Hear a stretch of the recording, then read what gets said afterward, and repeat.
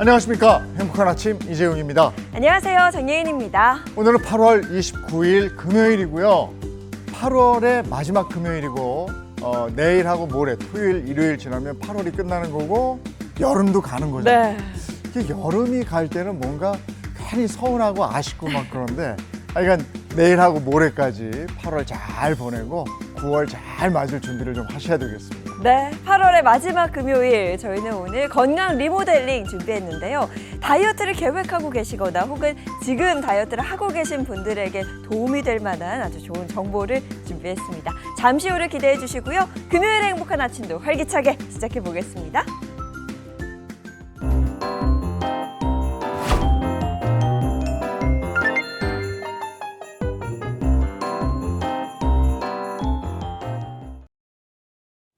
네, 금요일 아침 어떤 소식이 들어와 있을까요? 모닝픽부터 시작하겠습니다. 조현정 시사평론가와 함께하죠. 어서 오세요. 네, 안녕하세요. 네, 첫 번째 모닝픽 어떤 겁니까? 네, 첫 번째 모닝픽 형사의 촉입니다. 형사의 촉, 좀 달라도 뭔가 다르더라고요. 네. 어떤 이야기일까요? 예, 휴가 중이던 형사의 날카로운 직감 덕분에 보이스피싱 현금 수거책이 붙잡혔습니다. 오. 대전경찰청에 따르면 지난 13일 낮 12시경에 대전 서부경찰서 형사과 이진웅 경사가요, 대전 중구의 한 아파트 앞 상가에서 수상한 남성을 목격한 겁니다. 형사의 시선에서 이 남성이 도대체 어느 부분이 이상했느냐 하면은요, 택시에서 내린 뒤에 휴대전화로 주변 건물을 촬영하고요, 두리번 거린다는 점이었어요. 보이스피싱 현금 수거책 대부분이 범행 장소에 도착하면 보고를 해야 됩니다. 주변 건물 사진 찍어서 나 현장에 도착했습니다 하고 조직원에게 보고를 하기 때문인데요. 저라면 여기서 그럼 뭐 집 보러 왔나 보다 이 정도로 생각을 할 것 같아요. 그런데 역시 형사는 달랐습니다.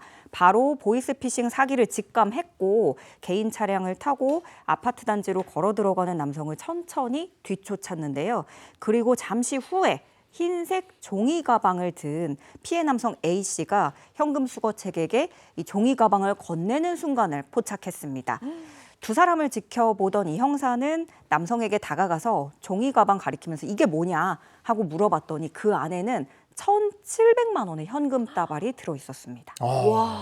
1,700만 원이라는 큰 돈을 잃을 뻔했는데 거기에 초계 1인자 네. 이진웅 경사를 거기서 만난 거예요. 지나가다가 1,000원이네요. 그러니까요. 그냥 우연히 그렇게 딱 그 시간에 네. 딱 마주친 것도 1,000원인데요. 이진웅 경사는 112에 전화 금융사기 수거책을 지금 잡고 있다 이렇게 신고를 하고요. 두 사람한테 자신이 경찰관이라고 얘기를 하면서 피해를 입을 뻔했던 A씨한테는 설명을 해줍니다. 이거 지금 범죄다라고 얘기를 했는데 A씨는 나는 정상적으로 대출을 받은 것뿐이다 라고 하면서 이 사실을 처음엔 안 믿었고요. 그리고 또 이 형사분이 휴가 중이었잖아요. 행색을 보면은 진짜 형사가 맞아? 오히려 이 사람이 나한테 뭔가 사기치려고 다가오는 거 아니야? 라고 생각했던 것 같아요. 그래서 경찰이 맞느냐 이렇게 되묻기도 했는데요. 결국 동료 경찰에게 전화를 걸고 이렇게 하면서 10분 동안 설득을 했고 피해자 A씨는 보이스피싱 사기를 그때서야 인지했다고 합니다. 피해를 막을 수 있어서 정말 다행이다는 생각이 드는데요. 보이스피싱 현금 수거책, 그러면 현장에서 잡힌 건가요? 네, 그렇습니다. 그런데 이제 본인은 알바를 하고 온 거고 이 알바를 하면 한 건당 5만 원씩 받을 수 있다라고 얘기를 했대요. 그래서 보이스피싱 사기하고 관련된 일일 거라고는 생각도 못했다라고 얘기를 하고 있는데요. 경찰은 이 남성 상대로 추가 범행 여부, 또 배후 조직 등을 수사하고 있습니다. 근데 아무리 현금 수거책인지 몰랐다고 해도 이런 경우에 처벌을 받을 수 있죠. 통신사기 피해 환급법에 따라서 처벌받기 때문에 현금이나 서류 배달 업무 이런 거 굉장히 위험하잖아요. 피싱에 연관된 건 아닌지 나도 모르게 그냥 전달만 해준다고 했다가 범죄에 연루된 건 아닌지 정말 조심하셔야 되는데요. 이렇게 휴가 중에 큰 금전 피해를 막은 자랑스러운 이진웅 경사는요. 피해자에게 현금을 돌려주고 현금 수거책은 경찰에 인계한 뒤에 현장을 떠났다고 합니다. 야, 날카로운 직감 그리고 관찰력이 있었어요. 네. 그리고 상황 판단력이 있었고요. 휴가 중에 일을 하셨잖아요. 특근비 나오나요? 나와야 될 것 같은데. 아이고 고맙습니다. 예, 다음 픽 전해주시죠. 네, 두 번째 모닝픽은 급증하는 남성 난임입니다. 최근 남성 난임 환자가 크게 늘고 있다고 합니다. 관련해서 자세히 좀 전해주시죠. 네, 지난해 남성 난임 환자가 처음으로 10만 명을 넘어섰는데요. 이는 2018년보다 약 40% 가까이 늘어난 겁니다. 실제로 올해 결혼 3년 차인 30대 직장인 B 씨는요, 임신에 어려움을 겪으면서 최근에 병원을 갔다가 정자 형성 이상으로 난임 판정을 받았는데요. 30대면은 보통 아직 젊잖아요. 그리고 젊으니까 자연 임신 가능하겠지. 그리고 난임 얘기는 많이 들어도 내 얘기는 아니겠지. 이렇게 생각을 하는데 자신이 난임의 원인일 거라고는 한 번도 생각을 못 했다는 거예요. 그리고 처음에 이제 임신이 잘 안 될 때 여성분이 먼저 또 병원에 자주 가거나 검사도 되게 많이 받고 그럴 텐데 아내도 정신적 충격이 클 것 같아서 미안하다 이런 심경을 토로했습니다. 이처럼 남자 난임 환자가 늘어나면서 난임 관련 진료비도 2018년 때하고 비교를 해보면 2배 가까이 증가했는데요. 난임을 일으키는 질환을 겪고 있는 남성들도 늘어나고 있습니다.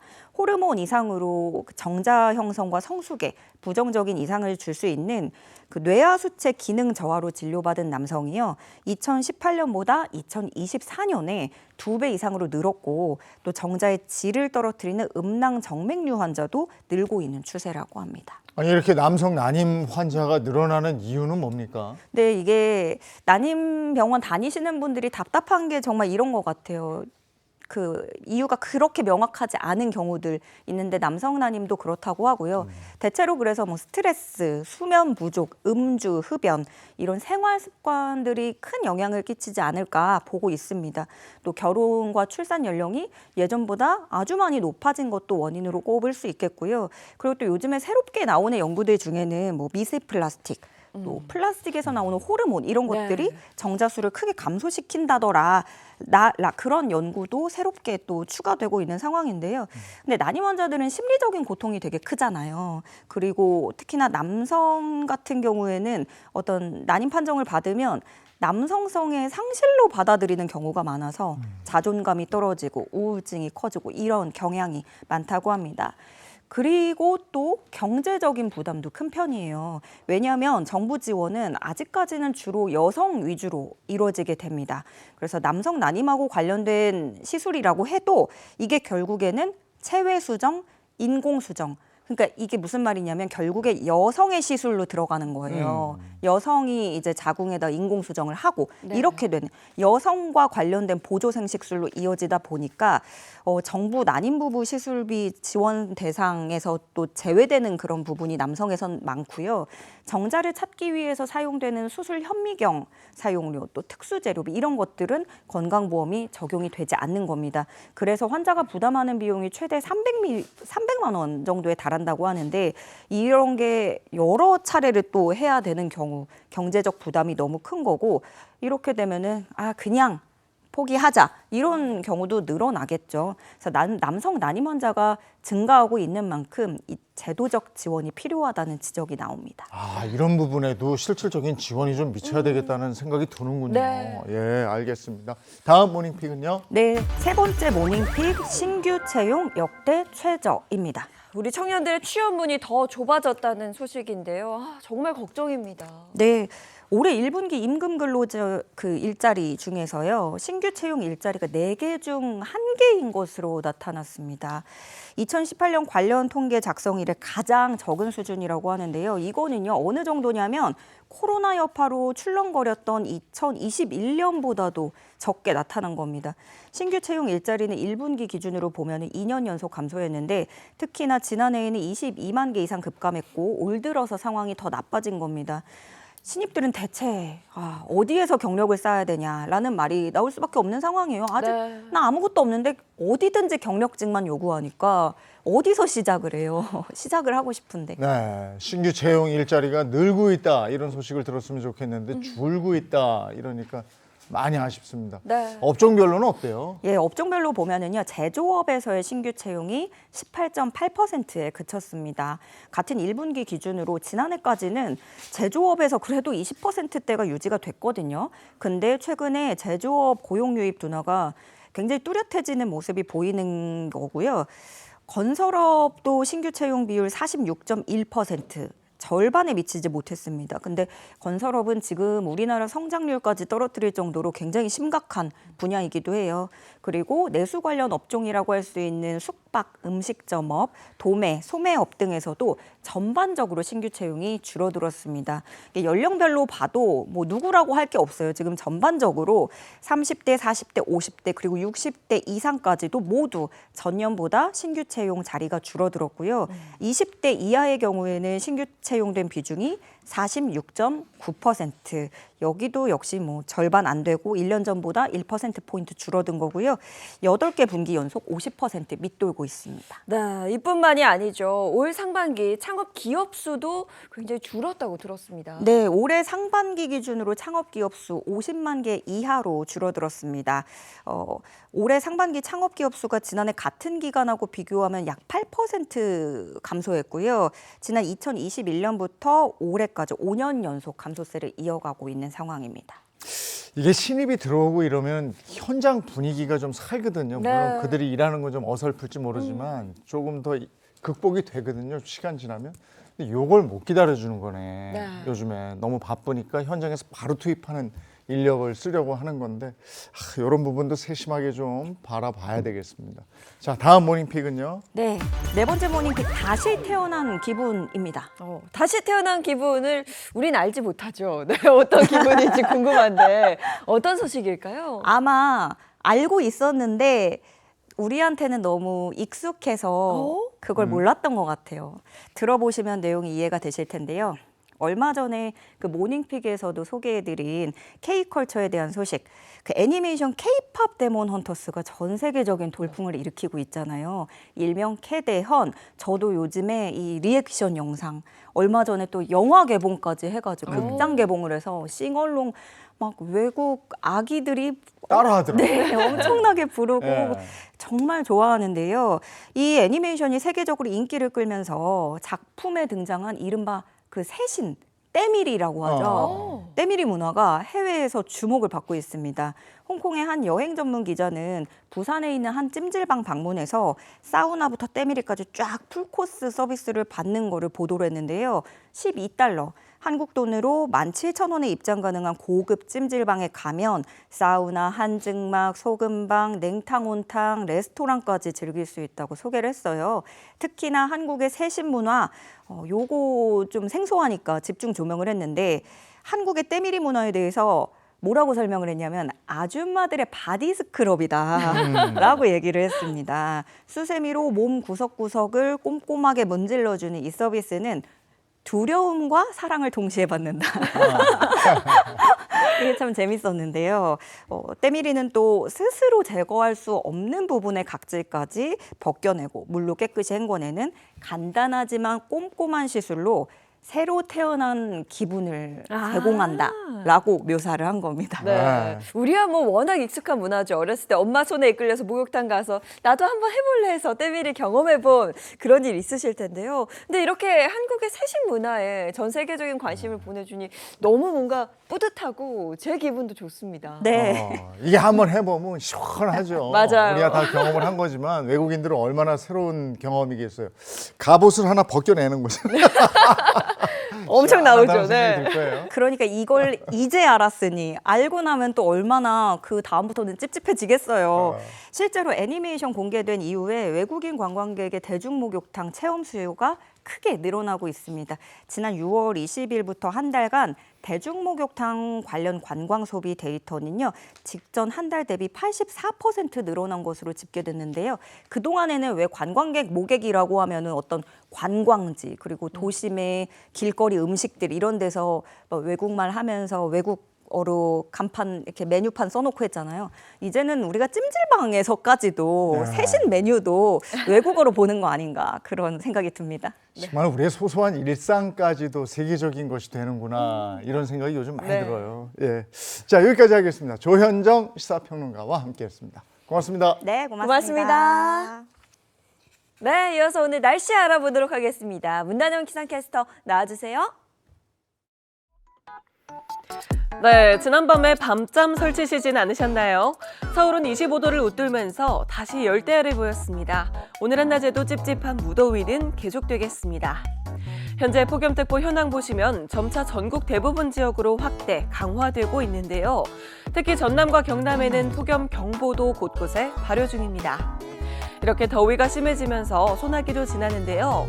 오늘 예상되는 소나기의 양은 인천과 경기 북부, 강원 북부에 최대 60mm로 가장 많겠고 그 밖에는 5에서 40mm 정도입니다. 주말에도 비슷한 날씨가 이어질 텐데요. 토요일에는 중부와 호남, 제주에 소나기가 지나겠고 일요일에는 중부에 소나기가 내리다가 밤부터는 전국으로 비가 확대되겠습니다.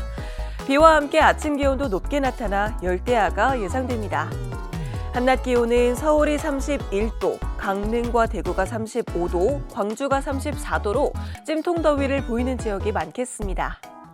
다음 주에는 일요일부터 시작된 비가 이어져 월요일부터는 비 소식 들어 있습니다. 지금까지 날씨 전해드렸습니다.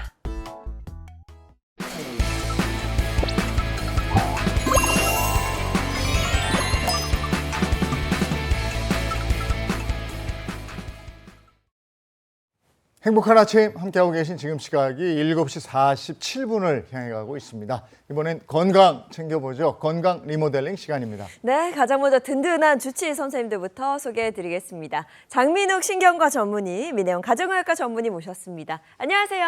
안녕하세요. 네, 그리고 양경 수학인외과 전문의와 개그우먼 이경 씨도 함께합니다. 어서 오세요. 행복한 아침. 예, 오늘은 우리 건강한 다이어트 방법에 대해서 한번 알아볼 텐데요. 다이어트 하면 제일 먼저 떠오르는 게 식단 조절입니다.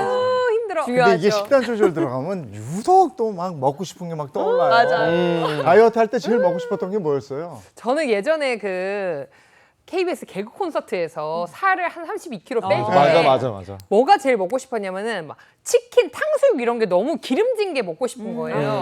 근데 이걸 참아야 되잖아요. 네. 그래서 제가 어떻게까지 먹어봤냐면 집에 그때만 해도 집 문 앞에 전단지 많이 붙어 있었거든요. 전단지에 탕수육 모양을 그대로 오려. 치킨 모양을 그대로 오려요. 그래서 걔를 입에 넣고 이렇게 몇 번 씹다가 제가 염소는 아니잖아요. 그러니까 이제 종이를 다시 뱉었는데 그 정도로 너무 먹고 싶어서 표정 보세요. 너무 아니 너무 충격받았어요. 경악을 금치 못했어. 야, 그 정도로 간절했다. 야, 어우, 아니, 안타깝다 정말 드세요. 그냥. 어떡해. 그럴 때 그냥 건강이 먹어야 힘들어. 되는데. 어제 예인 씨도 다이어트 하잖아요. 저도 하죠. 네. 사실 다이어트 저는 뭐 1년 365일 하는데 저는 최근에 가장 먹고 싶은 건 도너츠. 도넛. 정말 그 막 설탕 차 있는 도너츠에다 커피 한 잔. 그걸 지금 제가 한 2주째 참고 있거든요. 많이 참았다. 와, 너무 먹고 네. 싶어요. 어떡해. 달달한 거. 달달한 거 좋아하시잖아요. 나는 맥주 500cc 한 잔. 그건데. 다들 있어요. 그런 거. 맞아요. 네. 뭐 우리 주치의 선생님들도 체중 조절을 위해서 먹고 싶은 음식 참은 경험 분명히 있을 거예요. 그럼요. 없지 않을 거라고 생각하는데 어떤 음식이 가장 먹고 싶었고 또 그 음식을 어떻게 참아냈는지 우리 행복한 아침의 러너죠. 양기영 선생님. 러너. 저는 짜장면을 정말 좋아해요. 짜장면이 정말 너무 맛있어요. 너무. 군대 가서 저는- 제일 먹고 싶더라고요. 네, 저는 진짜 일주일 동안 한 끼를 무조건 짜장면 먹은 적도 있고 네. 너무 좋아하는데 정말 체중 조절할 때 정말 강적이죠, 강적. 그러다 보니까 짜장면을 너무 먹고 싶었을 때 어떻게 했냐면 짜장면을 먹고 싶어하는 나는 내가 아니다. 완전히 저를 이렇게 분리를 해가지고 유체이터를 해가지고 이거는 내가 아니다. 그거는 완전 다른 사람처럼 생각을 하니까 조금 네. 낫더라고요. 그런 식으로 그래요? 얘기해요. 예. 내가 아니다. 와, 이건 정말 예상치 못한 전단지 우린 나보다 더 이상하신 분 같은데. 장민욱 선생님은요? 저는 평범한 것 같아요. 저는 사실 그냥 안 참고 먹는 편이긴 한데 제가 짭조름한 감자칩을 좋아해요. 맛있지. 그래서 이제 그거 먹고 싶을 때는 저는 대신에 김을 꺼내서 먹는 방식으로 참고 그렇게 합니다. 야, 김으로. 다 방법이 있군요. 민혜연 선생님 어때요? 저는 지금 이런 얘기 자체가 다 말이 안 된다고 생각하는 게 예인 씨 말이 맞아요. 체중 조절은 항상 해야 되거든요. 그러니까 다이어트 할 때 참는 게 아니라 그냥 계속 참고 있어요. 근데 저는 제일 좋아하는 음식이 로제 떡볶이나 마라샹궈 같은 정말 매콤하고 이런 음식을 너무 좋아하는데 그 칼로리가 정말 높거든요. 근데 저도 아예 참는 건 아니고 어떻게 하냐면 야채를 굉장히 많이 넣어요. 그래서 야채 위주로 먹거나 요즘은 워낙에 레시피들이 많이 나와 있어서 이렇게 배달 어플에서도 보면 칼로리가 다 나와 있는 다이어트용 로제 떡볶이 이런 네, 식당들이 있어요. 네. 어떻게든 먹겠다. 먹기는 먹어요. 대신에 뭐 곤약떡을 넣는다거나 현미떡이 들어간다거나 이런 식으로 좀 대체해서 그래도 어느 정도는 저를 달래줍니다. 이렇게 유체 이탈까지는 못할 것 같아요. 아니 그러니까 달콤하고 매콤하고 좀 그래. 자극적이고 이런 게 땡기게 돼 있어요. 어쩔 수 없어요. 다이어트 할 때는 더더군다나 그런데 다이어트를 생각한다면 건강한 다이어트를 생각한다면 요런 거는 꼭 참아야 됩니다 하는 음식이 있습니까? 그러니까 이런 거 되게 많이 물어보시거든요. 절대로 먹으면 안 되는 음식 뭐가 있냐. 또 요즘 이렇게 컨텐츠에도 그런 게 되게 많이 뜨는데요. 사실 다이어트를 할 때 무조건 먹으면 안 되는 음식은 없습니다. 왜냐하면 어떤 음식이건 간에 모든 영양소들이 골고루 들어가 있는 편이에요. 그러니까 나쁜 영양소가 좀 있다고 해도 거기에 식이섬유도 있고 미네랄도 있으니까 먹었을 때 아예 나쁠 순 없거든요. 무슨 말이냐면 절대 먹어선 안 되는 음식은 없지만 피하면 좋은 영양소는 있다는 뜻이에요. 방금 전에 우리가 말한 음식들이요. 뭐 예를 들면 빵도 있죠. 제가 얘기한 떡도 있고 또는 탄산음료나 이런 것들이 공통적으로 정제 탄수화물이 정말 많이 들어가 있는 음식입니다. 그래서 저는 정제 탄수화물이라는 성분 자체는 가급적이면 피하시라. 대신에 좀 다른 음식들로 대체하는 게 더 좋은데요. 내가 다이어트를 좀 열심히 해야 되겠다. 내가 체중 조절을 좀 결심했다라고 한다면 모든 식단을 다 끊거나 음식을 줄이시는 게 아니라 정제 탄수화물이 얼마나 들어가 있는 음식을 먹는지를 살펴보시고 이 부분에 대해서 섭취량을 줄이시는 게 훨씬 더 중요합니다. 그러니까 빵이나 밀가루로 만든 음식 대표적인 게 뭐 라면 같은 거잖아요. 면 요리라든지 그리고 뭐 과자, 그다음에 지금 말씀하셨던 이런 탄산음료들 떠올려 보면은 탁 떠오르는 맛이 단맛이에요. 그렇죠. 단맛이 엄청난 중독성을 가지고 있죠. 네. 근데 우리가 쾌락중추에서 작동할 때 도파민이 나오게 되는데 그래서 우리 즐거운 일 있으면 막 이렇게 도파민 터진다 이런 말 막 많이 하기도 하죠. 하잖아요. 아마 이런 달콤한 맛을 먹을 때 굉장히 행복했던 기억들 한두 가지 있으실 것 같은데 희경 씨 네. 뭐 기억에 남는 거 있어요? 저는 행복했던 기억보다는 일단은 화가 나잖아요. 남편이랑 부부싸움을 해. 그럼 주로 남편이 잘못을 하잖아요. 그럼 뭐 이렇게 남편 단정하고 혼나야 남편 되잖아요. 얘기 들으면 될 뻔할 것 같은데. 그러면은 그럴 때 남편이 귀신같이 잘 알아. 그러면 이제 제가 막 오빠 이거 뭐 하고 저거 하고 이렇게 입이 벌어져 있을 때 달달한 체익 같은 걸 입에 쑥 넣어요. 제 입에. 그럼 제가 뭐야? 오빠 앞으로 잘하자.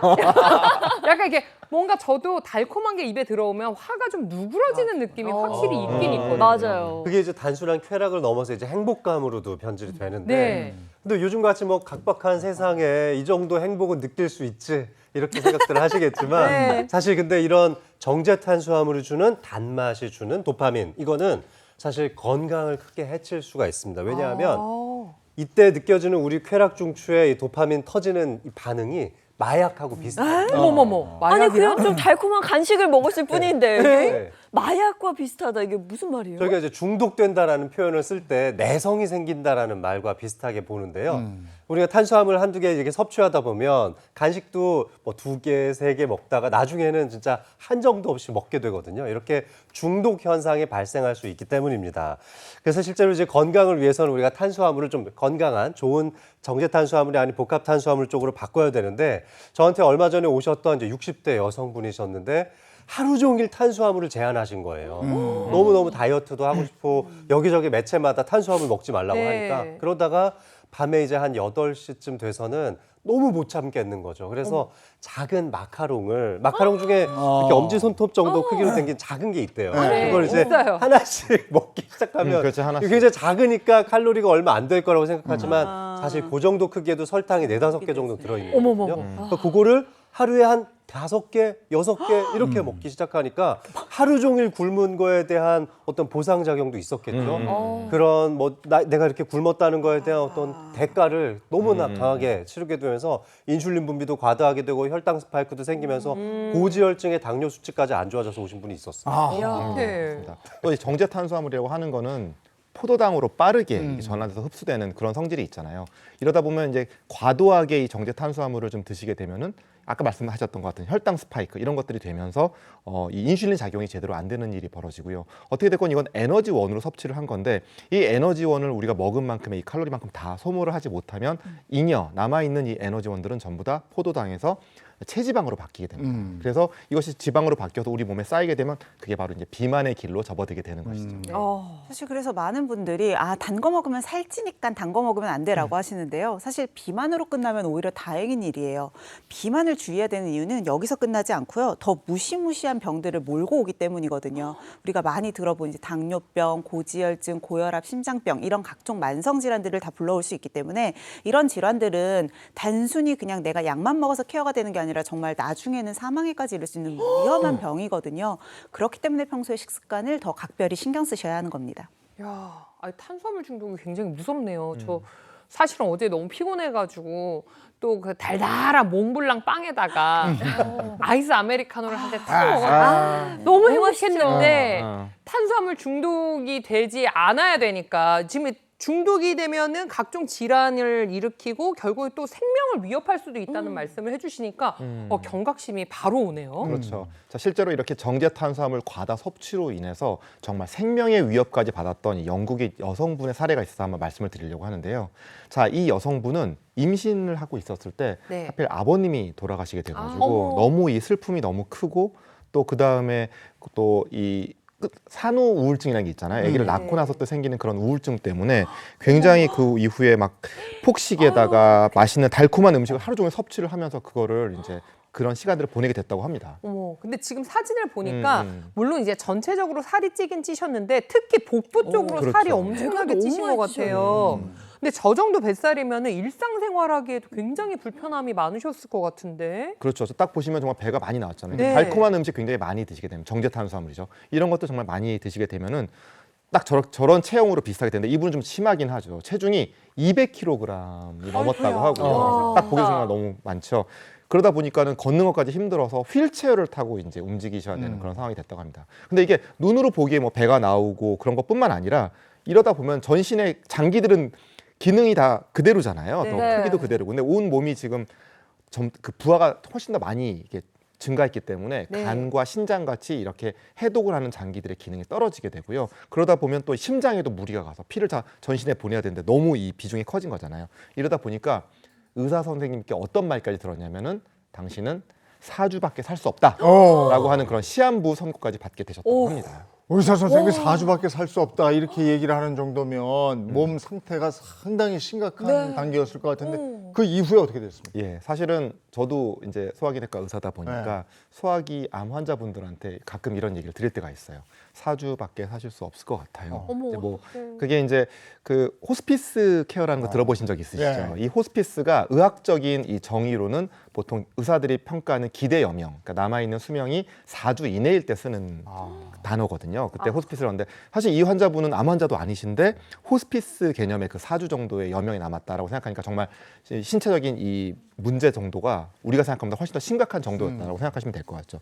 그러니까 이분 아까 우리가 산후 우울증 겪으셨다고 했죠. 그러니까 애들이 있는데 애들을 위해서 또 엄마는 또 강하잖아요. 여자는 약해도. 그렇죠. 엄마로서 아이들을 내가 지켜야겠다. 이런 마음으로 정말 독한 마음을 먹고 좀 살을 빼시겠다고 생각을 하면서 이 달콤한 음식 중독에서 벗어나겠다. 이렇게 생각을 하시고선 평소에 달콤한 음식들 먹던 거를 차츰차츰 줄여가시기 시작했다고 합니다. 그렇게 하는데 아까 마약 같다고 하셨잖아요. 네. 항상 마약은 끊을 때 금단 증상이 있잖아요. 네. 이 설탕에 대한 금단 증상도 굉장히 심해졌던 거예요. 워낙 많이 드셨으니까. 어떡해. 그렇게 하고 막 몸이 떨리고 우리 마약 환자들처럼 이렇게 정말 무서운 그런 금단 증상에도 그걸 이겨내고 포기하지 않은 그런 이 여성분은 건강한 식단 이런 것들 하면서 하루에 2끼씩 드시고 이렇게 하면서 가벼운 걷기 운동도 시작했고요. 약 130kg의 감량에 성공했다고 합니다. 130. 다른 사람인데요. 네, 사람 2명이 몸에서 빠져나온 것 같은 그런 상황이 됐죠.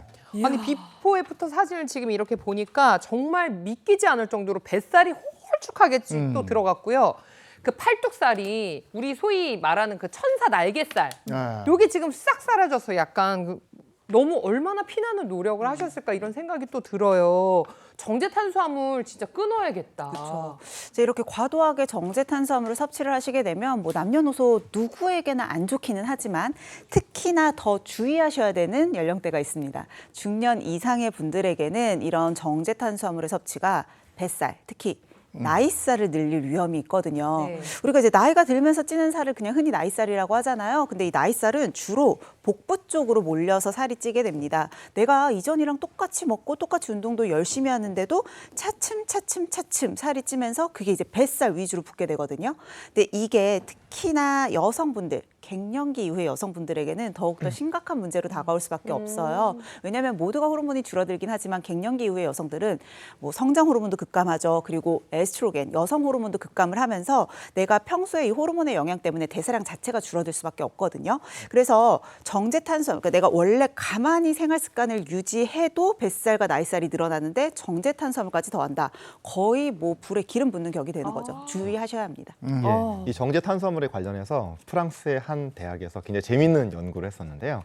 20대, 30대 이 남성과 여성들한테 이 양쪽 반으로 나눠가지고요. 한쪽에는 정제 탄수화물 식단, 그러니까는 도정된 밀가루로 만든 뭐 바게트 빵, 거기에 바르는 잼, 그 다음에 뭐 주스, 그 다음에 달달한 설탕이 들어가 있는 차, 뭐 이런 것들을 이제 드리고요. 반대쪽에는 비정제 탄수화물 식단을 이제 공급을 했다고 합니다. 그래서 식사 전후에 혈당을 체크를 하고요. 또 재미있는 게 또 그 식후에 그 얼굴 사진을 찍어가지고 네. 다른 이 평가단한테 매력도를 이제 평가를 하게 만들었대요. 매력도? 예. 그랬더니 이 정제 탄수화물을 섭취한 이 그룹이 이 평가단이 보기에 얼굴 매력도가 상대적으로 좀 낮게 평가되었다고. 신기하다. 네. 아니 근데 정제탄수화물이 건강에 안 좋은 것까지는 알겠는데 사실 저는 이제 뭐 예쁜 거는 물 건너갖고 약간 매력으로 살거든요. 근데 이게 정제탄수화물을 먹으면 이게 얼굴의 매력도까지 떨어진다 그러니까 저 지금 좀 떨어졌나요? 아니에요. 어떻게 하지? 좀 그렇진 줄여야겠다. 않아요. 네. 어떡해. 근데 뭐 건강을 위해서 줄이는 건 나쁘지 않죠. 근데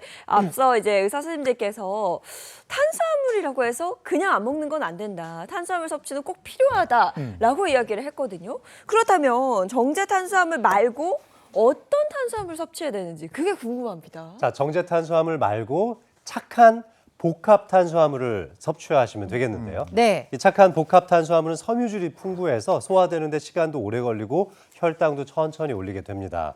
여러 가지 음식들을 준비해 봤는데 네. 희영 씨와 함께 착한 복합 탄수화물 찾기를 한번 해보겠습니다. 한번 착한 탄수화물을 이쪽으로 한번 분류를 해보시고요. 네, 나쁜 탄수화물을 오른쪽으로 분류해볼까요? 어머머, 근데 오늘도 내 생일상이네. 일단은 견과류는 너무 좋잖아요. 네. 네, 그러니까 왠지 착할 것 같고 네, 쉬운 거부터 그러면. 버섯은 약간 단백질이 많은 건 알겠는데 탄수화물은 잘 모르겠어요. 그래도 이쪽 왠지 네. 버섯은 몸에 좋으니까. 네. 아, 얘도 빵은 빵이지만 그래도 이쪽. 네. 그 다음에 토마토 착하죠. 토마토는 착해. 근데 착해. 솔직히 이거는 제가 좋아하긴 해요. 팝콘이요. 팝콘이잖아요. 근데 맛있어요. 약간 왜 이렇게 맹맹해? 아, 맹맹합니까? 네. 아니 소금을 좀 덜 쳤네. 얘는 누가 봐도 아니죠. 아, 그리고 네. 이거는 이제 중국 당면 제가 너무 좋아하는 요거 판매하는 거 네. 아니고요 지금. 얘는 무조건 안 좋지. 아. 네, 이렇게 나누겠습니다. 네, 좋습니다. 그럼 이제 좋은 걸로 토마토, 통곡물로 만든 빵과 버섯 볶음, 견과류 골라주셨는데요. 네. 자, 사실은 이 중에서 나쁜 탄수화물, 나쁜 정제 탄수화물은 중국 당면 하나만.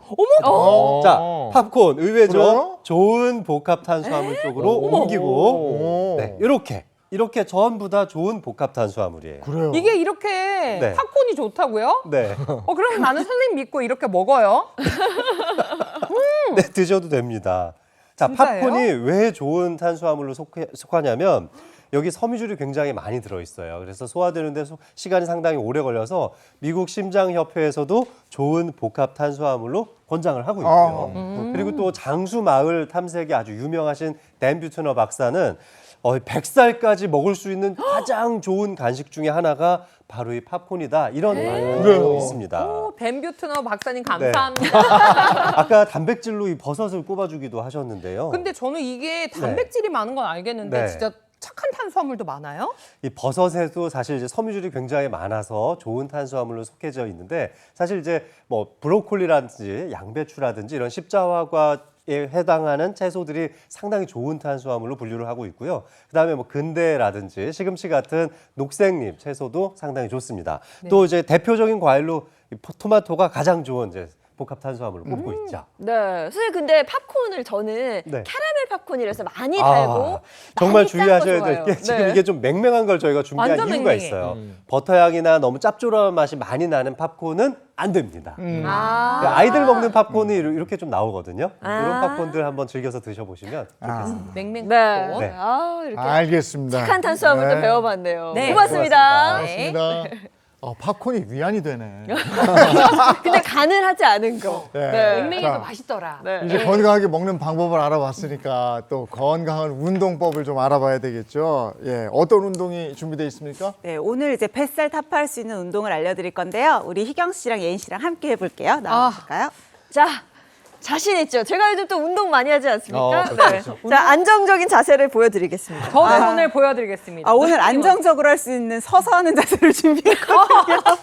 그래요? 너무 그동안 누워서 했더니 힘들어 네. 하시는데 사실 뱃살 운동이다라고 하면 대표적으로 윗몸 일으키기 생각하실 거예요. 근데 이렇게 누워서 고개를 올린다거나 아니면 다리를 올리는 동작이 잘못하면 허리에 무리가 갈 수 있어요. 그래서 오늘은 좀 무리 없이 서서 하는 동작을 할 건데요. 늘 운동 전에는 몸을 풀어야겠죠? 네. 가볍게 제자리 걸음하면서 몸을 풀 건데요. 양팔 어깨에 둘러서 우리 어깨도 한번 좀 돌릴게요. 하나, 둘, 셋, 넷. 반대로도 하나, 둘, 셋. 자, 이제 이렇게 팔다리를 다 풀었으면 기지개 한번 쭉 펴보세요. 팔꿈치 이렇게 팔 딱 깍지 끼고 위로 쭉 시원하시죠? 네. 자, 이렇게 척추 그대로 늘린 상태에서 상체는 고정하시고요. 하체로 무릎만 들어주세요. 자, 배꼽까지 쭉쭉 올려주시면 됩니다. 오, 이거 이때요. 힘들다, 의외로. 네, 자기도 모르게 이렇게 고개가 떨어지는 사람이 있어요. 위로 하지 마시고 다리만 올려주세요. 다리만, 복부에 힘이 다리만. 많이 들어갈 거예요. 자, 이게 첫 번째 동작이에요. 여기서 동작 조금만 더 키워볼게요. 양팔 이제 딱, 양팔 이렇게 들고 만세. 무릎 한 번씩 터치. 이렇게 하면 심박수까지 올라가게 돼요. 그래서 조금 더 운동의 효과가 좋아지게 되고요. 자, 이것도 이제 어느 정도 할만 하신가요? 네. 강도 하나만 더 올려볼게요. 이번에는 무릎 밑으로 박수. 아, 박수. 이러면 무릎을 더 높게 올릴 수밖에 없거든요. 그러면서 복부에 힘이 딱 들어가게 돼요. 이거 힘들다. 지금 이런 동작들은 사실 유산소 운동과 근력 운동이 같이 복합되어 있는 동작이에요. 우리가 뱃살을 삭제할 때는 근력 운동만 해서는 안 됩니다. 반드시 유산소 운동을 같이 하셔야 되거든요. 근데 유산소 운동의 끝은 시간이거든요. 길게 하셔야 돼요. 각각 제가 알려드린 동작들을요. 10번? 10번? 100회. 100회. 100회씩 해주시면 좋아요. 어떻게 하지 않는데 봐보세요. 벌써 이렇게 하면 4번 했거든요. 이게 되게 50번만 깎아줘. 백회에 일단 무너집니다. 맞아요. 사실 체중이 좀 나가시는 분들은 50회부터 시작을 하세요. 근데 목표는 100회로 하면 100회 다 하는 거 5분밖에 안 걸립니다. 우리 행복한 아침 보시면서 동작 한 번씩 해주시면 뱃살 싹 삭제하실 수 있으실 거예요. 네, 이게 네. 100번 하면 땀 날 것 같아요. 네, 고맙습니다. 네, 고맙습니다. 뱃살 타파 운동 같이 배워봤습니다. 건강하게 꾸준히 운동하는 게 답이에요. 맞아요. 제일 중요합니다. 근데 참 지금 이제 8월 얼마 내일 모레면 8월도 끝나는데 휴가 갈 때 다이어트 준비해서 휴가 가잖아요. 네. 휴가지에서 먹어요. 근데 휴가 끝나고 오면 또 다이어트. 이게 요즘이 지금 다이어트 시즌인데 네. 다이어트 한다는 분들 많아요. 요즘. 그럼요. 여름 휴가 다녀오자마자 바로 다이어트에 돌입하는 사람 바로 접니다. 근데 그럴 수밖에 없는 게 평소에는 한 3끼 정도 그래도 뭐 2끼에서 3끼 먹잖아요. 휴가지에 가면 그 끼니의 개념이 사라지잖아요. 간식 먹다가 점심 먹다가 과일 먹다가 바로 저녁으로 연결됐다가 술 한잔 하죠. 근데 한 2, 3시까지 마시다가 뻗어요. 일어나자마자 또 라면 먹죠. 이게 정말 그 식욕의 고삐를 딱 놔버리는 그런 살찔 수밖에 없을 것 같아요. 맞아요. 사실 저도 이제 다이어트 관련해서 많은 분들의 체중 관리를 도와드리고 있는데 원래 성수기는 여름휴가 전이에요. 여름휴가 때 예쁜 몸매를 유지하겠다고 엄청나게 오셔서 체중 관리에 되게 힘을 많이 쏟으시거든요. 그리고 딱 휴가가 끝나고 오면 저한테 되게 미안한 표정으로 오세요. 선생님 죄송해요. 미안해. 어떤 분들은 정말 선생님 죄송해요. 너무 많이 먹었어요. 이렇게 얘기를 하시는데 사실 이렇게 잠깐 휴가 기간이 그렇게 길진 않잖아요. 한 1, 2주일 정도 동안에 급격하게 살이 쪘다라고 하면 이건 다시 내가 평상시에 유지하던 건강한 식습관으로 돌아오면 얼마든지 회복할 수 있습니다. 그래서 이때 너무 미안하면서 오실 필요는 없어요. 다 같이 금방 회복을 할 수 있는데 가끔 그런 분들이 계세요. 그래서 저는 진짜 열심히 노력을 해서 일상생활로 돌아오고 운동도 더 열심히 했거든요. 근데 살이 안 빠져요. 자, 이런 분들은요, 내가 좀 소화력이나 장 건강이 부족한 건 아닌가 이 부분을 한 번 더 살펴보셔야 합니다. 다이어트와 소화력 그리고 장 건강 어떤 관련이 있는 거예요? 많은 분들이 다이어트를 할 때 좀 간과하는 부분이 바로 이 소화력인 것 같아요. 사실 다이어트 핵심 건강한 음식을 먹고 건강한 식단을 먹는 거잖아요. 근데 내가 이렇게 건강한 음식을 먹었는데 이게 내 몸 안으로 잘게 분해돼서 잘 흡수가 돼서 대사가 이루어지지 않는다. 네. 그러면 당연히 다이어트도 실패한 거잖아요. 네. 억지로 맛도 없는데 건강한 음식을 먹은 효과가 하나도 없는 거죠. 근데 잘 생각해 보세요. 뭐 희경 씨만 해도요. 20대 때랑 비교했을 때 지금 소화력 어떠세요?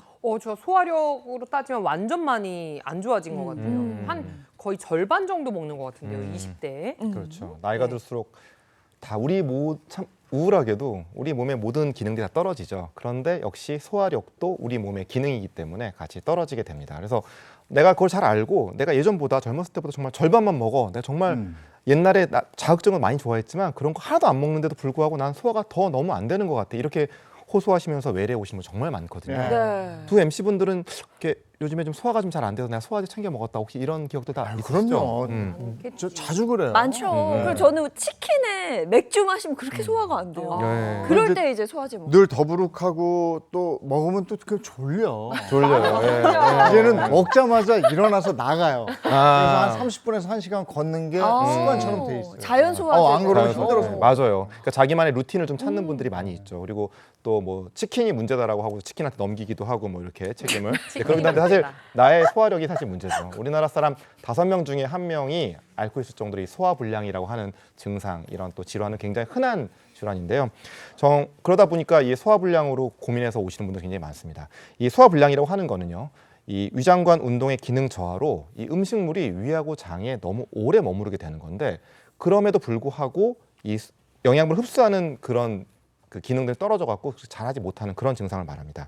사실 이 다이어트의 성공 여부를 좌우하는 굉장히 중요한 요소, 앞에서 민혜 선생님도 말씀하셨지만 이 소화 기능, 소화 능력이기 때문에 내가 이제 평소에 소화 능력에 문제가 없는지 늘 한번 잘 체크해 보시는 것이 중요하겠습니다. 그렇죠. 그러려면 이제 내가 소화불량이 있는지 평소 내 몸이 보내는 신호를 잘 네. 감지할 필요가 있겠는데, 소화불량이 초래하는 대표적인 것들이 이제 조금 복통이 생길 수가 있고 복부 팽만감이 생기죠. 그리고 이제 트림이라든지 구역질까지 나타날 수가 있는데, 자, 생각해 보세요. 밥 먹고 나서 이런 증상들 나타나면 너무 괴롭겠죠. 어떨 것 같아요? 너무 짜증나요. 일단은 네. 이게 소화가 탁 안 됐다 하면 어떤 분들은 이렇게 밖에 나가서 소화시켜야지 걷는 분이 있겠지만, 저는 희한하게 나가야 된다는 생각이 안 들고 오히려 온몸에 맥이 탁 빠지면서 누워야 돼. 있지. 예. 소파에 앉아 있는 것도 힘이 들어요. 그래서 아예 그냥 누워가지고 그냥 배만 소화되라 하면서 만지고 있다가 또 자. 네. 잠이 일어나면 갑자기 얼굴이 이렇게 부어 있어요. 그렇죠. 이거의 반복인 것 같아요. 그럼 제일 소된다. 우리를 무기력하게 만드는 거죠. 진짜 배 아프고 소화 안 되면 아무것도 하기 싫어지거든요. 맞아요. 그래서 말씀하신 것처럼 그냥 누워서 쉬게 되는데, 이러면 활동량이 줄어드니까 에너지 대사도 좀 떨어지게 되겠죠. 이렇게 줄어든 에너지 대사량, 결국 지방 연소 대사량에도 안 좋은 영향을 미치니까 소화불량이 결국은 지방 연소에 안 좋은 영향을 미치게 되고 지방 축적이 많이 될 수 있는 몸으로 변해갈 수 있다는 겁니다. 네, 여기서 더 큰 문제가 있죠. 소화불량이 단순히 지방 축적만 유발하는 게 아니라 장 건강에까지 영향을 미칠 수 있거든요. 제가 앞서서도 내가 체중 감량이 생각만큼 잘 이루어지지 않는다라고 하면 장 건강 한 번 더 체크해 보셔야 된다라고 설명을 드렸잖아요. 사실 소화라고 하는 게 음식물을 잘게 분해를 해서 내 몸속에 들어오고, 이 들어온 영양소가 대사 과정으로 쓰이는 것까지 이 모든 과정을 이야기를 합니다. 근데 소화가 제대로 되지 않는다? 그럼 음식물이 제대로 안으로 흡수가 안 되면 어떻겠어요? 장을 통해서 찌꺼기들이 다 남아서 내려가겠죠. 소장이나 대장에 음식물 찌꺼기들이 쌓이게 되면 막힌 하수구 같은 거예요. 냄새도 나고 가스도 막 나오게 되고 하잖아요. 부패를 하게 되니까 장내 환경 자체를 악화시킬 수밖에 없습니다. 그래서 제대로 소화되지 않은 음식물들은 장까지 내려와서 결국 여기서 부패하면서 장 독소를 생성을 하게 되는데, 이게 단순히 장에서만 그치는 게 아니라 전신 건강을 위협할 수도 있다는 거죠. 전신 건강을 위협하는 장 독소. 이게 정확히 뭡니까? 네, 장 독소라고 하는 건 장 내에서 유해한 물질들을 이야기하는데요. 주로는 장내 미생물에 의해서 생기게 됩니다. 특히 유해 미생물들이 이런 장 독소를 많이 만들어내게 되죠. 우리 인체 내에서는 원래도 자연스럽게 다양한 세균이나 곰팡이나 바이러스와 같은 수족의 미생물들이 살고 있는데요. 이 중에 한 70에서 80%가 거의 소장과 대장, 우리의 장에서 서식을 하고 있어요. 근데 건강한 장 같은 경우는요, 이 균들이 우리 몸에 좋은 장내 유익균이 한 85% 정도 되고 해를 끼칠 수 있는 유해균이 15% 정도의 비율로 균형을 맞추면서 서식을 하고 있는데요. 이 건강한 장내 세균의 비율이 깨지게 될 때 문제가 생길 수 있습니다. 이 비율이 깨지게 되면요, 유익균은 줄어들면서 유해균들이 더 많이 늘어나게 되니까 유해균들이 장독소를 더 많이 만들어내게 되는 거예요. 이 장독소들이 지방세포 만났을 때 어떤 일이 벌어지는지 이해를 돕기 위해서 제가 시각적 그런 영상을 준비를 했는데요. 함께 보실까요? 자, 지금 보이는 이 노란색 슬라임을요, 지방세포라고 한번 해보고요. 이 구슬을 장독소라고 가정을 해보겠습니다. 네. 자, 배출되지 않고 몸에 쌓인 장독소가 이렇게 지방세포가 만났습니다. 자, 장독소는 지방세포 너무너무 좋아하거든요. 네. 그러다 보니까 이렇게 지방세포에 잘 들러붙는 그런 특징이 있습니다. 자, 지방세포와 아이고. 장독소가 저렇게 끈적끈적하게 결합하게 되면 정말 다양한 염증 반응을 일으킬 수 있고요. 결국은 그것이 살이 더 잘 찌는 체질로 변하게 되는 것입니다. 지금 영상을 보니까 지방세포를 좋아하는 장독소, 이게 발생하지 않으려면 우리가 노력을 많이 해야겠구나. 그러니까 뭔가 장 건강을 위해서도 다이어트를 위해서도 일단 장독소가 발생하면 안 되고 또 소화력도 좋아야 되겠구나. 이런 생각을 하게 되는데요. 네. 자, 그러면 지금부터는 무너진 건강을 리모델링한 성공 사례자 주인공을 만나보도록 할 텐데요. VCR 보기 전에 이번에 문진표를 한번 보도록 하겠습니다. 자, 문진표 보겠습니다. 이름 지현수, 나이는 54세이시고요. 식사 시간이 불규칙적이었고 탄수화물 과다 섭취 습관이 있었습니다. 하루 수면 시간은 8시간. 근데 기타 사항이 좀 많네요. 과체중, 역류성 식도염, 위염, 장염, 변비가 있었다고 합니다. 지금 오늘의 주인공의 문지표를 딱 보니까 저는 가장 눈에 들어오는 게 탄수화물 과다 섭취거든요. 그러니까 왠지 안 봐도 훤합니다. 피자, 햄버거, 빵, 떡 이런 거 굉장히 좋아하셨을 것 같은데 이런 질환들 때문에 왠지 이런 음식들 때문에 질환이 발생하지 않았을까라는 생각이 드는데요. 예, 맞습니다. 제 외래에 오시는 환자분들의 모든 내용들을 다 압축해서 보여준 것 같은 약간 그런 문제표인데요. 자, 생각해 보시면은 뭐 영성 식도염, 위염, 장염 모두 다 이 부위, 소화관의 이 모든 각 부위에 다 염증이 있다는 얘기거든요. 물론 이제 이런 염증이 생기는 데는 굉장히 다양한 원인들이 있겠지만 아무래도 불규칙한 식사 패턴이라든지 아니면 특히나 이렇게 더운 때 많이 먹게 되는 이렇게 차가운 음식 이런 것들이 이제 복합적으로 영향을 미쳤을 거라고 좀 생각이 듭니다. 아마 이 주인공이 과거에 앓으셨던 질환들을 보면 아마 소화불량도 굉장히 심하게 앓고 계셨을 가능성이 높다고 생각됩니다. 자, 이렇게 다양한 염증성 질환을 앓고 계신 주인공이 어떻게 건강을 리모델링 하셔서 지금 어떻게 변화되셨는지 저도 굉장히 궁금한데요. 자, 어떻게 건강 리모델링에 성공했는지 화면 보시죠. 하루가 시작되는 시간. 출근 준비에 여념이 없는 이분이 바로 자신만의 건강 습관으로 위장 건강은 물론 체중 감량까지 이뤄낸 오늘의 주인공이랍니다. 안녕하세요. 장 건강과 체중 감량 두 마리 토끼를 모두 잡은 지현수입니다. 밝은 미소가 아름다운 현수 씨 반갑습니다. 군살 하나 없는 늘씬한 몸매로 주변의 부러움을 사는 현수 씨에게도 감추고 싶은 과거가 있다는데요. 10여 년 전쯤에 유럽 여행을 갔었는데 음식이 너무 맛있더라고요. 한국에 와서도 피자, 햄버거, 그다음에 파스타 막 이런 탄수화물 음식만 계속 먹었었어요. 근데 언젠가부터 속이 불편하고 변비가 심하게 생기더니 한 2달 만에 10kg 이상이 확 찌더라고요. 위장 건강이 무너지며 단기간에 10kg 이상 체중이 증가했다는 현수 씨. 소화가 안 됐어요. 그래서 속이 매번 더부룩하고 건강검진을 받으러 갔는데 그때 이제 위염, 역류성 식도염, 그다음에 대장에서 용종까지도 발견이 됐었어요. 예고 없이 찾아온 건강상의 변화. 과연 그녀의 위장 건강을 악화시킨 원인은 무엇이었을까요? 가장 눈에 띄는 건 식습관인데요. 젊은 시절부터 고열량, 고탄수화물 위주의 서구화된 식습관을 즐겼다는 현수 씨. 너무 맛있다. 한 살 한 살 나이를 먹을수록 소화력이 예전 같지 않음을 느꼈다는데요. 결국 위염, 소화불량과의 동행이 시작되며 먹는 즐거움마저 잃고 말았답니다. 하지만 현수 씨의 일상에 날아든 불청객은 그뿐만이 아니었는데요. 그녀를 가장 괴롭게 만든 건 따로 있었습니다.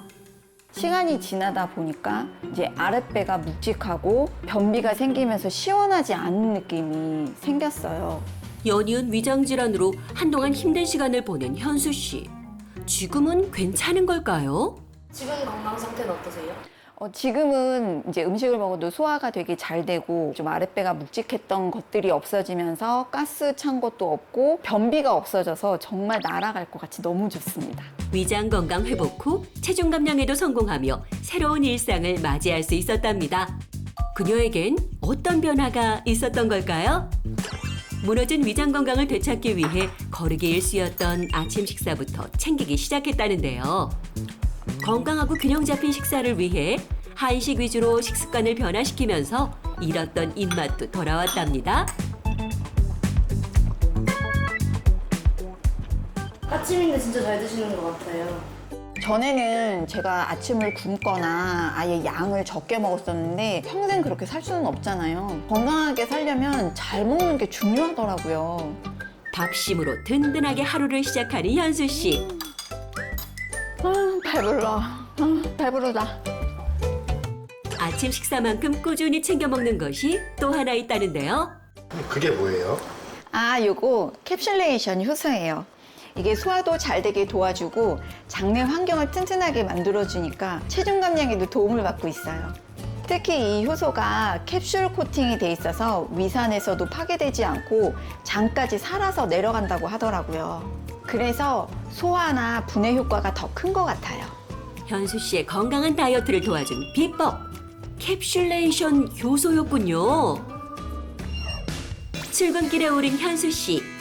안녕. 안녕하세요. 제가 휴가 잘 다녀왔으니까. 네, 대표님 잘 다녀오셨어요? 예, 다녀왔습니다. 이번 주에 이제 밀린 업무 시작을 해볼까요? 네. 달콤했던 휴가를 뒤로하고 밀린 업무 처리로 분주한 오전을 보내는 현수 씨. 집중한 모습에서 에너지가 느껴집니다. 아이고, 발다리야. 몰려오는 피로를 떨쳐내기 위해 가볍게 몸을 움직여 보는데요.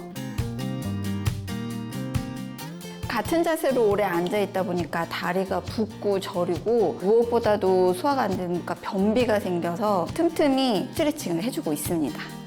업무 중에도 스트레칭을 하며 건강 관리를 잊지 않습니다. 어느새 점심시간이 다가왔습니다. 대표님 식사하세요. 일에 열중한 덕분에 점심시간이 더욱 반갑게 느껴지는 두 사람.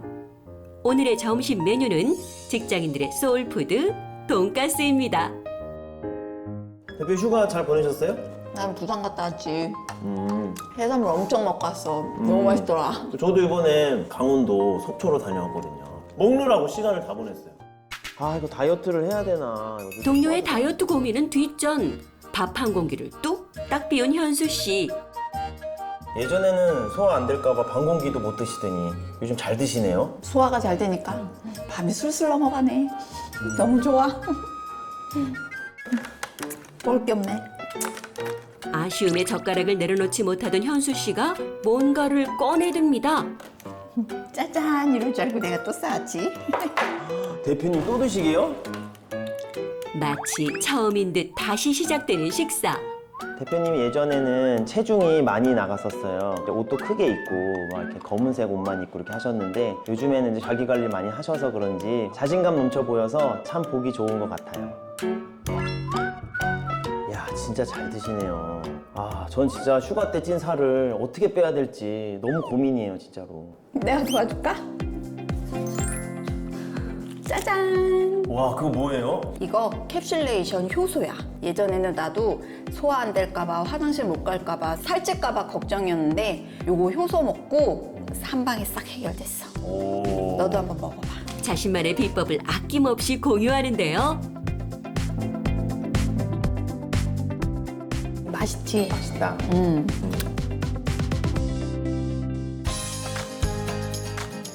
고민 해결 후 가벼운 마음으로 산책을 즐기는 두 사람.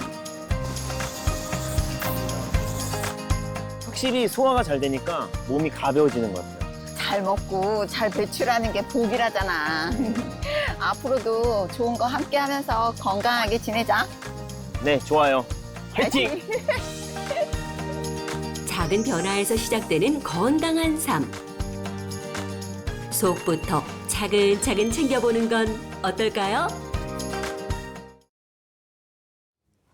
예, 장과 다이어트까지 아주 건강하게 리모델링한 주인공을 만나봤습니다. 네. 근데 정말 건강하게 살을 빼신 것 같은 느낌이 든 게 그 비포 애프터 사진이 혹시 있으면 띄워주세요. 오, 이거 봐요, 이거 봐요.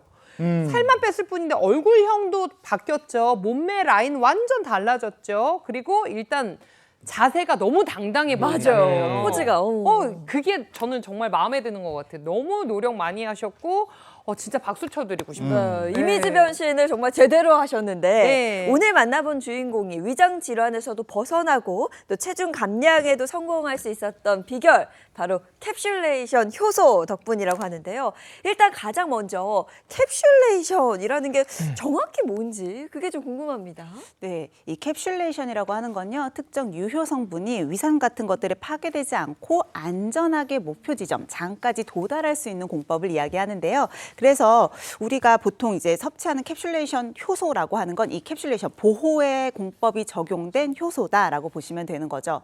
사실 음식물 같은 거를 먹었을 때요, 우리 몸에서는 위산을 제일 먼저 만나게 되잖아요. 이 위산이라는 게 거의 산도, pH 2 정도의 굉장히 강력한 산성이거든요. 이게 얼마나 강력하냐면 쇠도 녹일 수 있습니다.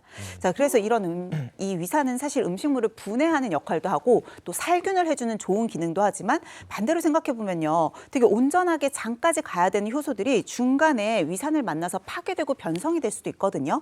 그렇기 때문에 이걸 보호하기 위해서 캡슐레이션 공법, 겉으로 코팅이 돼 있는 이 공법을 이 굉장히 중요한 거죠. 캡슐레이션 공법을 활용한 효소는 파괴되지 않고 온전하게 장까지 도달할 수 있기 때문에 더 그 역할을 장에서 잘 할 수 있다는 장점이 있습니다. 캡슐레이션 공법으로 이 효소를 잘 보호한다 이러셨는데 그러면은 그 캡슐막 안에 있는 그 효소는 뭐예요? 그렇죠. 이 캡슐레이션이라는 새로운 공법도 중요하지만 네. 뭐가 들어있는지가 중요하잖아요. 예. 희영 씨 혹시 파로라는 곡물 들어본 적 있으세요? 오, 알지. 네. 저는 밥 지을 때 파로 넣어가지고. 오, 먹고 이미 있어요. 드시고 계셨군요. 네. 자, 이 파로라는 작물은 고대 작물로 이제 포함이 되는데 식이섬유도 정말 많지만 60여 가지의 영양소가 골고루 들어 있습니다. 그래서 이 파로를 어떤 첨가물을 넣지 않고 자연 발효적인 이 공법을 이용해서 효소로 만들어서 이 캡슐 속에다 담은 겁니다. 그래서 캡슐레이션 효소라고 하는 거죠. 그러니까 파로 요소에 코팅을 한번 탁 캡슐레이션 이거네요. 그렇습니다. 자, 이런 캡슐레이션 공법을 적용한 효소는 이제 위산에 파괴되지 않고 이제 살아서 장까지 갈 수 있는데 도대체 어떻게 살아서 장까지 갈 수 있는지 그 이해를 돕기 위해서 시각적 예시 영상을 준비했는데요. 함께 보시죠.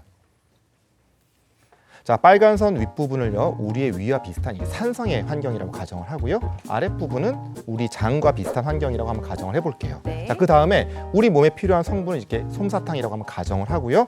자, 먼저 캡슐레이션 공법이 적용되지 않은 솜사탕을 한번 넣어보도록 하겠습니다. 예, 강력한 위산에 의해서 그냥 우리 몸에 필요한 성분들이 장까지 가지도 못하고 바로 사라지는 거 보이시죠? 장까지 못 가네요. 사라집니다. 아이고. 자, 이렇게 우리 몸에 필요한 효소와 같은 성분들도 이 강한 산성인 위산에 의해서 다 파괴돼 버리기 때문에 장까지 제대로 도달하지 못해서 사실 효소를 섭취해도 늘 효소가 부족할 수밖에 없습니다.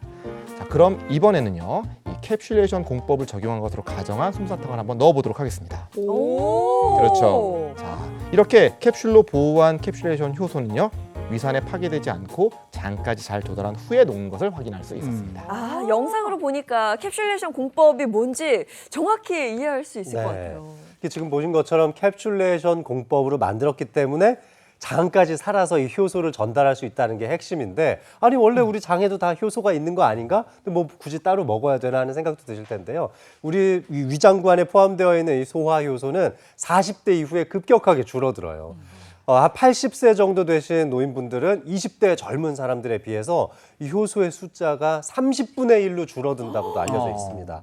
젊고 건강할 때 영양제 따로 안 챙겨 먹어도 되지만 나이 들면서 소화력이 점점 떨어지고 있다면 이렇게 따로 효소를 외부로부터 섭취하는 게 필요한 거죠. 그렇죠. 이렇게 몸속에서 줄어드는 소화효소를 외부에서 섭취를 한다면 당연히 도움이 될 텐데요. 이때 캡슐화된 캡슐레이션 공법이 적용된 파로효소가 도움이 될 수 있습니다. 사실 효소라고 하는 건 예전부터 있었거든요. 근데 우리가 시간이 지날수록 기술이 업그레이드 되잖아요. 그러니까 캡슐레이션 공법이 적용이 됐다라는 게 이 업그레이드된 기술이다라고 보시면 될 것 같아요. 실제로 캡슐화된 효소는 불리한 환경에서도 훨씬 더 향상된 안정성을 보였을 뿐만 아니라 생체 이용률에도 긍정적인 영향을 미칠 수 있다는 연구 내용이 있거든요. 이 생체 이용률이라고 하는 게 우리가 먹은 효소가 체내로 잘 흡수가 돼서 얼마나 잘 활용이 되고 활성화가 되었는가를 볼 수 있는 지표거든요. 그러니까 그만큼 이 캡슐화된 효소는 잘 파괴되지 않고 제 기능을 내 몸 안에서 다 하고 있다라고 볼 수 있습니다. 예, 또 한 연구에 따르면요, 이 캡슐로 감싼 효소는 기존의 그런 천연 효소에 비해서 훨씬 더 안정적이다라고 하는 그런 연구 보고가 있었고요. 또 이 캡슐레이션 공법 처리를 한 효소는요, 뭐 온도나 산도 또 기타 환경적 스트레스로부터 효소를 더욱더 안정적으로 보호해서 할 수 있다고 하는 내용이 발표되기도 하였습니다.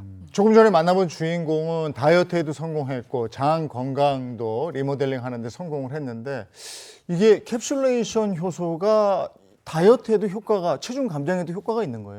네, 도움이 될 수 있습니다. 이 캡슐화된 효소가 파로 효소라고 했잖아요. 주 원료인 파로 안에는 아라비노자일란이라고 하는 식이섬유가 굉장히 풍부하게 포함이 되어 있는데요. 이 성분이 식욕을 조절, 특히 식욕을 억제해주는 렙틴이라고 하는 호르몬을 촉진시키기 때문에 음식을 섭취하는 섭취량의 조절에도 도움을 준다라고 볼 수가 있어요. 실제로 한 연구에서요, 이 아라비노자일란 농축액이 첨가된 죽이 그렇지 않은 일반 죽보다 배고픔을 감소시켰다라고 하는 연구 결과도 있었고요. 또 대사증후군 환자들을 대상으로 섭취를 시켰을 때 식욕을 촉진하는 호르몬은 감소하고 전반적인 대사 조절도 개선된 것을 확인할 수 있었습니다. 근데 오늘 만나본 주인공이 좀 탄수화물을 과거에 과도하게 섭취하는 습관이 있었잖아요.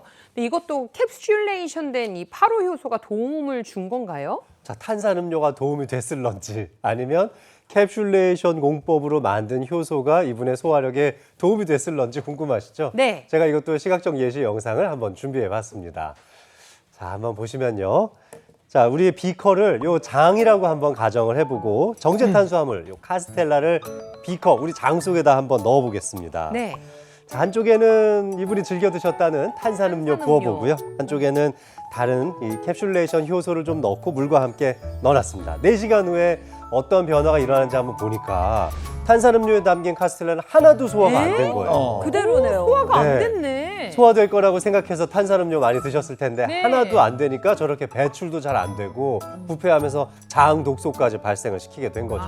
자, 반면에 이제 아까 반대쪽에는 캡슐레이션 공법으로 만든 효소와 물을 같이 넣었었잖아요. 네. 자, 4시간 지난 뒤에 이렇게 다 분해가 돼버리고 어머머머. 하나도 막힘없이 모두 다 소화 배출되는 걸 보실 수가 있죠. 이 효소의 캡슐레이션 공법을 적용해서 장까지 위산에 파괴되지 않고 장까지 잘 전달이 되니까 음식의 소화, 흡수, 이 분해에 전부 다 좋은 영향을 미쳤다는 게 이 실험을 통해서 확인할 수 있는 거죠. 캡슐레이션 신기하다. 공법으로 만든 효소가 그러니까 위산에 파괴되지 않고 이게 장까지 가니까 네. 장 건강에도 도움이 되겠군요. 예, 그렇습니다. 앞서 말씀드렸던 이 아라비노자일란 식이섬유는 이 장내 유익한 이 미생물 증가에도 굉장히 도움을 줄 수 있다고 확인되었는데요. 자, 실제로 한 연구에서 이 파로를 효소로 섭취를 하면요, 이 아라비노자일란의 이 시너지 효과를 통해서 생물학적 활성을 2배 이상 향상시키는 것으로 확인되었다고 합니다. 네, 또 아라비노자일란 같은 경우는요, 단세 지방산을 증가시키고 몸 안에 있는 유해균을 억제하는 효과도 있는데요. 단세 지방산이라고 하는 게 우리 몸에 유익균이 내뿜는 좋은 성분을 이야기를 해요. 보통 유익균은 식이섬유나 좋은 탄수화물을 좋아해서요, 이걸 먹고 발효시키면서 굉장히 짧은 사슬 형태의 지방산을 만들게 되는데 이게 늘어날수록 장내 환경이 더 건강하고 유리해지고 또 유익균이 늘어난다는 걸 말합니다. 그만큼 이 성분이 장의 건강에도 도움이 된다는 거죠. 그렇군요. 살아서 장까지 도달하는 캡슐레이션 공법으로 만든 효소. 지금 저희가 또 준비를 했거든요. 아우, 좋아라. 다 같이 한번 먹어보겠습니다. 네. 맛을. 달콤하고 맛있어요. 아까 단맛 먹으면 안 된다 그러는 거 아니었어요? 캡슐레이션 돼서 괜찮은 건가? 여기 아라비노 자일란이 약간 그런 좋은 단맛을 내는 거예요. 좋은 단맛이구나 이거는. 일단 맛있어요. 맛있어서 먹는데 부담이 없어요. 네. 근데 일단은 아무리 좋은 효소를 먹어도 장까지 못 가면은 오늘 그쵸. 소용없다는 걸 알게 됐잖아요. 근데 얘는 장까지 살아서 간다고 하니까 너무 든든해요. 건강하게 다이어트 하고 싶으신 분들은 요거 챙겨 드시면 좋을 것 같습니다. 오늘 만나본 그 주인공이 챙겨 먹는 캡슐레이션 공법이 적용된 효소 직접 이렇게 먹어봤는데요. 건강한 다이어트를 하려면 장 건강을 잘 챙겨야 한다. 이런 얘기 저희가 계속 나눴잖아요. 캡슐레이션 효소가 또 미치는 영향 어떤 게 있는지 궁금해요. 네. 이 파로 효소에는 이 효소의 효능을 극대화시킬 수 있는 페룰산이라는 성분이 함유가 되어 있는데요. 이 페룰산을 이용한 동물 실험 연구 결과 있어 소개해 드릴게요. 염증성 장 질환을 유발시킨 쥐에게 페룰산을 2주간 섭취를 시켜봤더니 체중도 좀 감소한 것이 확인됐고 결장의 무게 대 길이의 비율도 좋아졌고요. 궤양의 면적과 궤양 지수가 좋아졌고 유관 점수나 또 세포 사멸을 유의미하게 회복시켰다는 결과를 확인한 적이 있었습니다. 이게 또 다른 연구 결과를 보면요, 이 페룰산을 섭취한 어류는 대조군에 비해서 소화 활성도가 높은 소화 활성도가 검출됐다고 합니다. 그러니까 그런 말은 다시 한번 이렇게 이해를 해보면 페룰산이 포함된 이 파로 효소를 섭취하시게 되면은 그만큼 소화 불량 증상도 개선될 수 있다는 것을 의미하는 것이죠. 네, 이뿐만이 아니라 캡슐레이션 효소에는 항바이오필름이라고 하는 효과가 뛰어난데요. 항바이오필름은 조금 생소하지만 항염, 항산화라는 얘기 많이 들어보셨잖아요. 좀 비슷한 기전이라고 이해하시면 됩니다. 바이오필름이라고 하는 게 살모넬라균이나 아니면 헬리코박터균처럼 우리 몸에서 염증을 유발할 수 있는 유해균들이요. 본인들을 지키기 위해서 자기네들끼리 뭉쳐요. 그러면서 필름, 두꺼운 막을 형성을 하게 되거든요. 어머머. 자, 그러면 이런 바이오필름이 두툼하게 있다. 어떤 일이 벌어질까요? 아니 장내 나쁜 세균들이 이렇게 몰려서 있으니까 우리 몸에는 더욱이 안 좋을 것 같은데요? 그렇죠. 바이오필름이 두껍다, 바이오필름이 있다라는 말인즉슨 유해균들이 더 오래 살아남아서 많은 장독소를 유발한다, 장내 환경이 더 나쁘다라는 뜻을 의미하게 됩니다. 문제는요, 장독소라고 하는 게 소장에 있는 육모세포 간의 이 세포벽 간격을 벌리게 됩니다. 그러면 원래 장은 필요한 영양소는 흡수시키지만 나쁜 유해균이나 독소는 들어오지 않도록 촘촘하게 막는 보호 기능이 있는데 이 보호 기능을 약화시키는 거예요. 그러니까 이전에는 내 몸속으로 들어올 필요가 없었던 나쁜 유해균들, 장독소들, 찌꺼기 같은 것들이 내 몸 안으로 들어와서 혈류를 타고 몸 곳곳을 돌아다니면서 문제를 일으키는 거죠. 우리가 이걸 장누수 증후군이라고 하거든요. 그리고 또 하나는 이런 식으로 염증이 많이 생기게 되면 만성염증이 아까 지방세포를 좋아한다고 설명드렸잖아요. 비만을 유발하기도 쉽습니다. 그러면 바이오필름이 안 생기도록 하는 게 굉장히 중요하겠네요. 네, 맞아요. 그래서 이런 바이오필름의 형성을 막아주는 게 바로 파로 효소입니다. 앞서서도 제가 항바이오필름이라고 말씀드렸잖아요. 앞에 있는 항, 대항을 한다라는 뜻이기 때문에 우리 몸에 안 좋은 바이오필름 같은 것들에 유해균에 대항할 수 있는 힘이다라고 이해하시면 좋을 것 같아요. 네, 캡슐레이션 효소 먹을 때 주의해야 할 점 뭐가 있는지도 궁금합니다. 네, 캡슐레이션 효소는 일반 식품이기 때문에 특별한 주의사항은 없습니다. 걱정하실 필요는 없고요. 다만 내가 임산부라거나 만성질환, 특이질환이 있어서 꾸준히 의약품을 복용 중이다라고 하면 주치의와 상의 후에 섭취 여부를 결정하시기 바랍니다. 네. 더부룩하고 이럴 때 이런 거 드시고 네. 가만히 이렇게 누워 계시지 말고 네. 걸으세요. 일어날게요. 그러면 효과가 2배 되지 않겠습니까? 네. 고맙습니다. 고맙습니다. 네, 밖을 좀 걸으려면 날씨가 또 중요하잖아요. 오늘 날씨 어떨지 알아보겠습니다. 문단영 기상캐스터 나와주세요. 네, 여기 서울은 땅이 축축하게 젖어 있습니다. 불과 1시간 사이에 거센 비가 내렸다 그치기를 계속해서 반복하고 있는데요. 오늘 중북부를 중심으로는 많은 양의 소나기가 예상이 되니까요. 우산은 나오실 때 꼭 챙겨주셔야겠습니다. 비가 내리면서 현재 기온은 27.8도로 높게 나타나고 있습니다.